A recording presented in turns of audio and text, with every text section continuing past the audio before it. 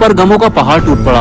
आखिर ये हो क्या रहा है? गुल्ली और बुल्ली के मोहल्ले से छोटे छोटे बच्चे गायब हो रहे हैं। इतने छोटे बच्चे आखिर किसके दुश्मन हो सकते हैं? और कोई आखिर इतने छोटे बच्चों से क्या दुश्मनी निकालेगा? इनमें से कुछ बच्चों को तो गुल्ली और बुल्ली पहले से ही जानते हैं। न्यूज़पेपर में देखते ही दोनों पहचान गए कि ये बच्चे कौन हैं। तभी गुल्ली एक बच्चे को पहचानते हुए बोला, बुल्ली तुम कल्लू जमादार को जानते हो ना? अरे वही जो ट्रांसफार्मर के पास रहता है, जिसके दो बच्चे हैं। बड़े वाले का नाम है चुन्नी और छोटा वाला है पुन्नी। मैं इसे देखते ही पहचान गया, ये छोटा वाला पुन्नी है। बुल्ली बोला, पप्पू कबाड़ी का छोटा लड़का भी तो कल शाम से गायब है। कुछ लोगों का तो ये भी कहना है कि पप्पू कबाड़ी ने कबाड़ के साथ अपने लड़के को भी तौल दिया है। लेकिन मुझे ऐसा लगता है कि कोई किडनैपर अपने मोहल्ले से एक एक करके बच्चों को गायब कर रहा है। गुल्ली बोला, नहीं बुल्ली, बात सिर्फ अपने मोहल्ले की नहीं है। इधर देखो जरा, ये लड़की तो शॉन के मोहल्ले से गायब हुई है ना। एक एक करके पूरे शहर से बच्चे गायब हो रहे हैं, हमें कुछ करना चाहिए। बुल्ली बोला, हाँ तुम ठीक कह रहे हो गुल्ली, लेकिन अपना पॉटी बॉय शॉन फोन क्यों नहीं उठा रहा? कल रात में मैंने उसे 3-4 बार फोन किया, आज सुबह भी मैं 3-4 बार फोन कर चुका हूँ। मुझे तो कुछ गड़बड़ लग रही है। गुल्ली बोला, अगर ऐसी बात है। गुल्ली और बुल्ली दोनों स्कूटर के पास जाने लगे। गुल्ली ने स्कूटर स्टार्ट की और बुल्ली को अपने साथ लेकर शॉन के घर की तरफ चल दिया। शॉन का घर यहाँ से काफी दूर है। गुल्ली और बुल्ली को शॉन के पास पहुंचने में करीब 1 घंटे का वक्त लगा। 1 घंटे बाद जैसे ही गुल्ली और बुल्ली स्कूटर लेकर शॉन के घर के पास पहुंचे तो रोड पे इतना सन्नाटा देखकर दोनों और भी ज्यादा डर गए। लगता है यहाँ के लोगों ने किडनैपर के डर से घरों से बाहर निकलना ही बंद कर दिया है। और फिर जैसे ही गुल्ली और बुल्ली शॉन के घर के पास पहुंचे तो उन्होंने कुछ ऐसा देखा जिसकी उन्हें उम्मीद नहीं थी, और ये देखते ही दोनों की खोपड़ी घूम गई। गुल्ली बुल्ली ने देखा कि पॉटी बॉय शॉन तो बिल्कुल सही सलामत है और वो अपनी कार को चकाचक करने में लगा हुआ है। शॉन ने जब से नई कार खरीदी है तब से वो गुल्ली बुल्ली को भूल गया है, और गुल्ली बुल्ली ये सोच रहे थे कि किसी खाद बनाने वाली कंपनी ने पॉटी बॉय को किडनैप कर लिया है। गुल्ली बोला, जब इसने फोन नहीं उठाया तो हम कितना परेशान हो गए थे, और ये अपनी कार चकाचक करने में लगा हुआ है। गुल्ली बोला, बाकी बात हम बाद में करेंगे, पहले चलकर इसकी सुताई करते हैं, एक एक करके इसको टपली मारेंगे। ये कहकर दोनों शॉन की तरफ चल दिए और फिर आगे बढ़कर गुल्ली ने शॉन को टपली मार दी। शॉन फौरन पलटा और अपनी खोपड़ी सहलाते हुए इधर उधर देखने लगा। शॉन ये समझ नहीं पा रहा था कि आखिर उसको टपली मारी किसने।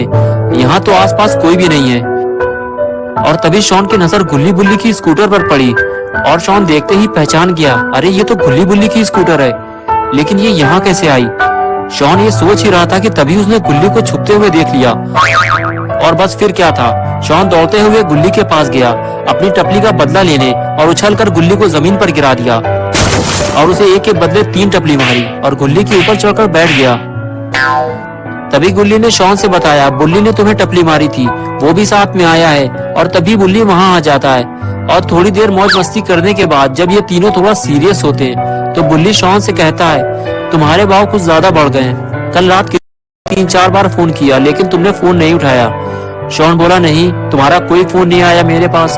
गुल्ली ने कहा, कल रात का तो मुझे नहीं पता, लेकिन सुबह बुल्ली ने मेरे सामने फोन किया था। शॉन बोला, कल रात को तो मैं कंप्यूटर पर गेम खेल रहा था, अगर फोन बजता तो मैं जरूर उठाता। लेकिन तभी शॉन को कुछ याद आया, अरे यार, कल गेम खेलते वक्त मैंने फोन को साइलेंट पे लगा दिया था और फिर हटाना भूल गया।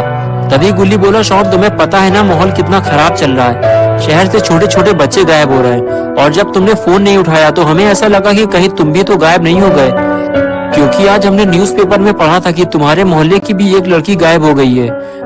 तो शॉन ने बताया, हाँ वो सामने वाला घर है उसका। उस लड़की के गायब होने के बाद बहुत सारे लोग अपना घर छोड़कर यहाँ से चले गए। गुल्ली बुल्ली और शॉन आपस में बात कर ही रहे होते हैं कि तभी अचानक वहाँ आइसक्रीम वैन आ जाती है। गुल्ली और बुल्ली को लगता है कि कोई आइसक्रीम बेचने वाला आया है और तीनों उस वैन की तरफ देखने लगते हैं। तभी वो आइसक्रीम वैन शॉन के घर से थोड़ा आइसक्रीम लाने से रोक देता है। बुल्ली कहता है, रुक जाओ बुल्ली, हम में से किसी ने भी उस आइसक्रीम वाले को नहीं रोका है, वो अपने आप रुका हुआ है। उसको कैसे पता चला कि हम लोग आइसक्रीम खरीदने वाले हैं? मुझे तो वो आइसक्रीम वाला कुछ ठीक नहीं लग रहा।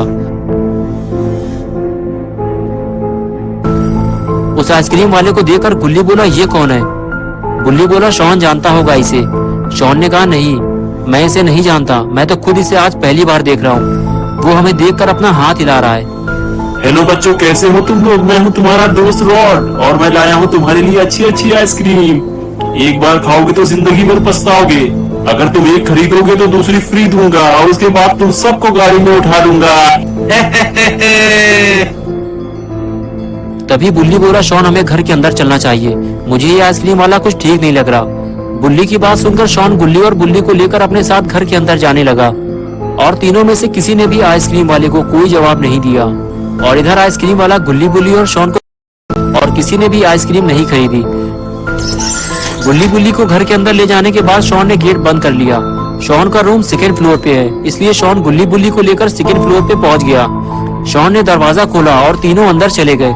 रूम के अंदर आने के बाद तीनों ने मिल बैठकर प्लानिंग बनाना शुरू की कि किस तरह उस किडनैपर को पकड़ा जाए जो इस शहर से बच्चों को गायब कर रहा है। शॉन बोला, मेरे दिमाग में एक आइडिया आया है, हम तीनों रोड पर अलग अलग खड़े होंगे और किडनैपर जैसे ही हमें रोड पर अकेला खड़ा देखेगा हमें पकड़ने की कोशिश करेगा, बस उसी वक्त हमें जोर से चिल्लाना है। गुल्ली बोला, बकवास, घटिया, दो कौड़ी का आइडिया है तुम्हारा, बिल्कुल तुम्हारी पॉटी की तरह। इस तरह हम तीनों पकड़े जाएंगे, वो एक एक करके हम तीनों को गायब करता जाएगा और बाकियों को पता भी नहीं चलेगा कि कौन गायब हो गया है, इसलिए हम तीनों को साथ में रहकर ये काम करना होगा।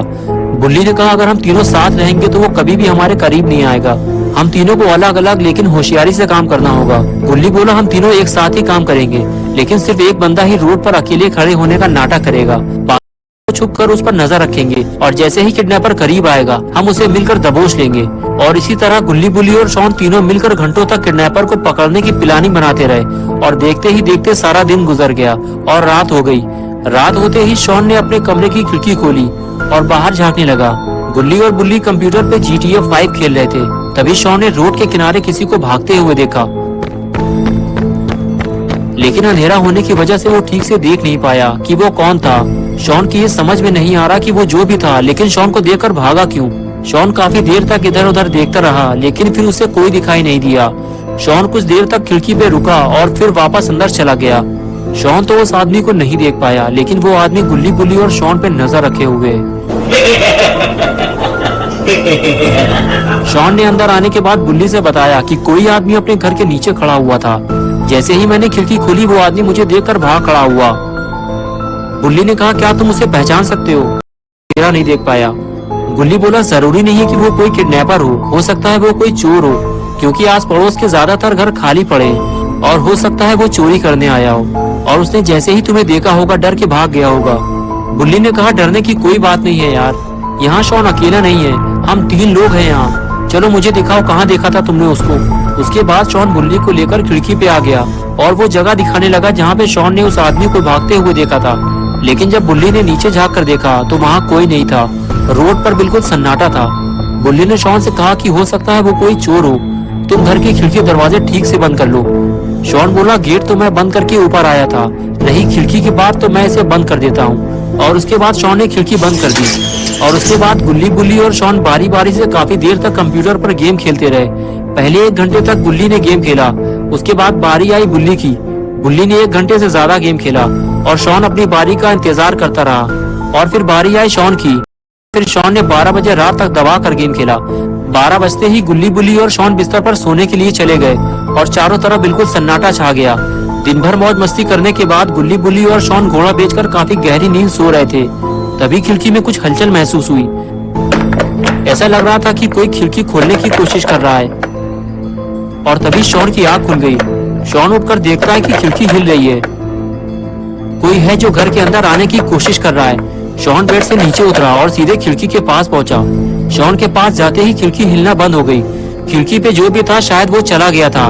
शॉन ने कुछ देर रुककर खिड़की खोली और बाहर देखने लगा। बाहर तो उसे कोई नजर नहीं आया, लेकिन खिड़की पे एक रस्सी लटक रही थी। शॉन ये देखकर समझ गया कोई तो जरूर था जो अंदर आने की कोशिश कर रहा था। शॉन ने दरवाजा खोला और सीधे नीचे भागकर ये देखने के लिए गया कि कहीं वो चोर या किडनैपर नीचे तो नहीं छुपा हुआ है। लेकिन जब शॉन नीचे आया तो उसे रस्सी के अलावा कुछ नहीं मिला। वो चोर या किडनैपर जो भी था रस्सी छोड़ रस्सी हटानी होगी। लेकिन ये कैसी आवाज है? अरे ये तो वही आइसक्रीम वाला है जो सुबह यहाँ आया था, लेकिन ये इतनी रात में यहाँ क्या कर रहा है? कोई भी आइसक्रीम वाला रात में आइसक्रीम नहीं बेचता। तभी शॉन को याद आया कि बुल्ली ने गुल्ली को वैन के पास जाने से रोका था, क्योंकि उसे ये आइसक्रीम वाला कुछ ठीक नहीं लग रहा था। शॉन आइसक्रीम वाले को देखकर डर गया और घर के अंदर जाने लगा। तभी उसे आइसक्रीम वाले ने आवाज दी और शॉन उसके झांसे में आ गया। अरे रुको रुको, कहाँ जा रहा हो? मेरी सारी आइसक्रीम बिक चुकी है, सिर्फ यही बची है, तो मैंने सोचा तुम्हें दे दूं, वो भी फ्री में। ना ना ना ना ना ना ना ना ना ना ना ना ना ना ना।